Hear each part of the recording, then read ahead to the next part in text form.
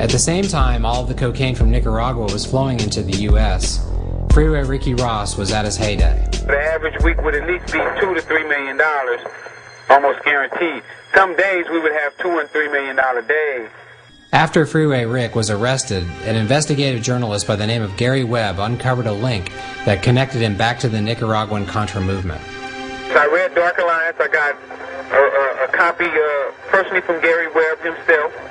And to read the book, it was fascinating for me, you know, to find out that I was connected with the CIA and all these high-powered people up in the government. Ricky Ross was just lucky.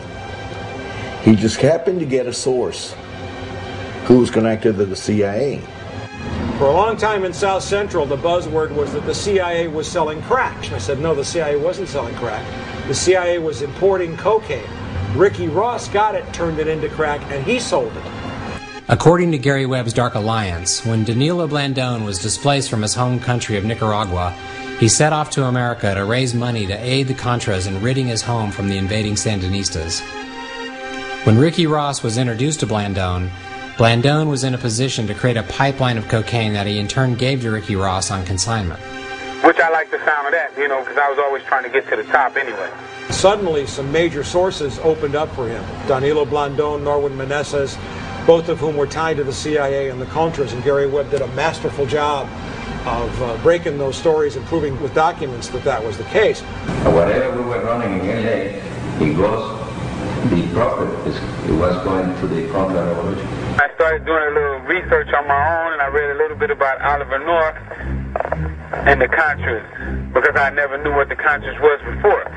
There's ledgers of Oliver North and them actually transporting the cocaine to our country. There's film. Every piece of document that's possible. Talk about being in the wrong place at the wrong time. First-time dealer and former Crip Leroy Chico Brown was arrested with Rick. Chico walked into a DEA sting operation that was set up to capture and imprison Rick and trade for Rick's old partner, Danilo Blandón.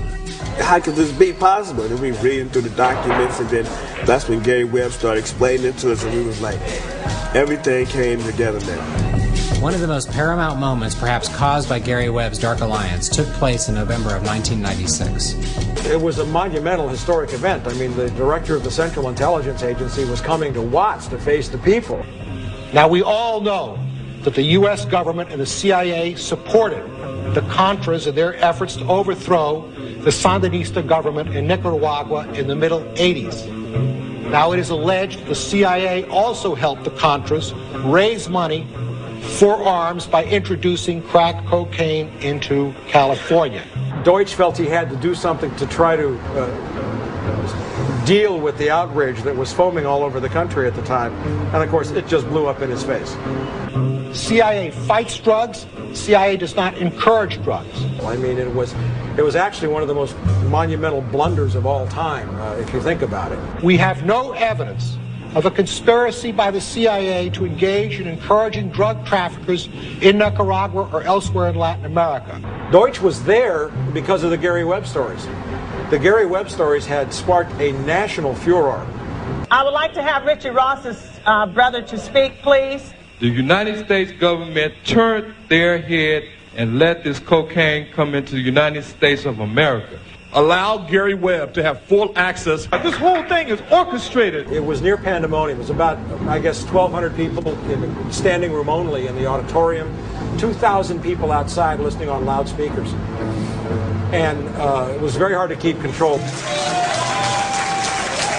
I got called on finally, and I said to her very clearly, I'm looking right at Deutsch. I am a former Los Angeles police narcotics detective, and I work South Central Los Angeles, and I will tell you, Director Deutsch, that the agency has dealt drugs throughout this country for a long time.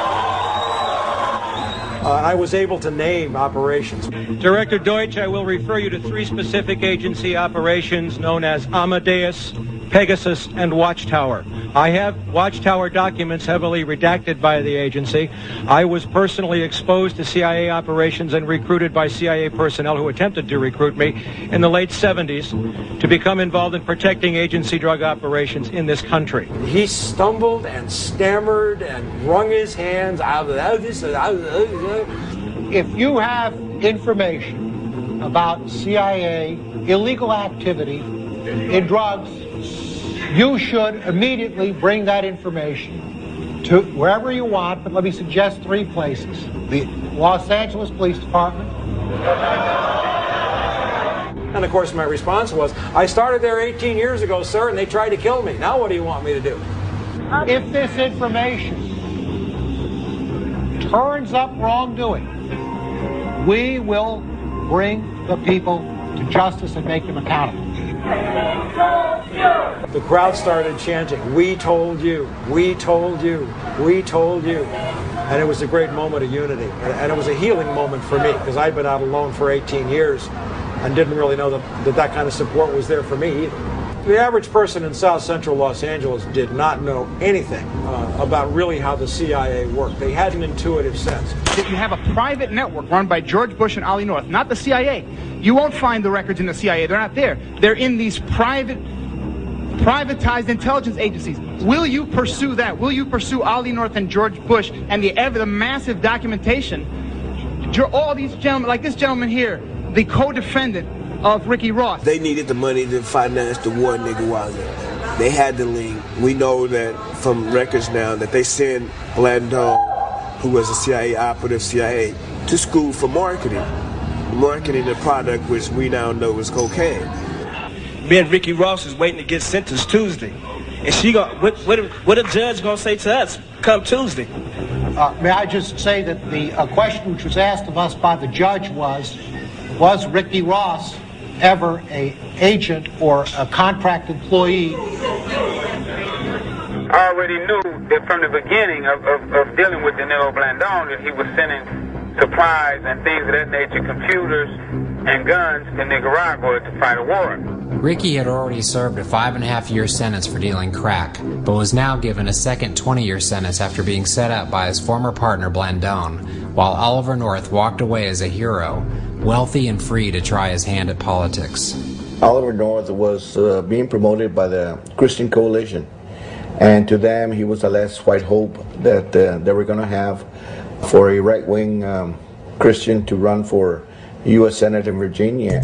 During the 1986 Kerry Commission, Oliver North's crimes were exposed to the American public, and yet today Oliver North is not only a free man, he has his own show on the Fox News network.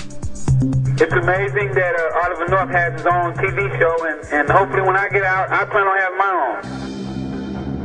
own. How does a federal agency like the CIA exert control over local law enforcement agencies? The way it's done, which I saw firsthand at LAPD, there are networks called the Narcotics Intelligence Network, or now it's called Clearinghouse, where agencies who are doing a drug case don't step on each other's toes. Every time the police go and raid us, I know Rick used to get calls and say, move out, they coming. We actually saw that here in 1986 with major task force investigations of Freeway Ricky Ross. They had search warrants for 19 locations that were prepared one night, and by the time they got there the next morning, all 16 locations had been cleared out. And that means that obviously there was a leak. That's the way the CIA protects its share of the drug trade. Just one night, I got a tip from Danilo not to go over, and just so happened to be the night that they raided.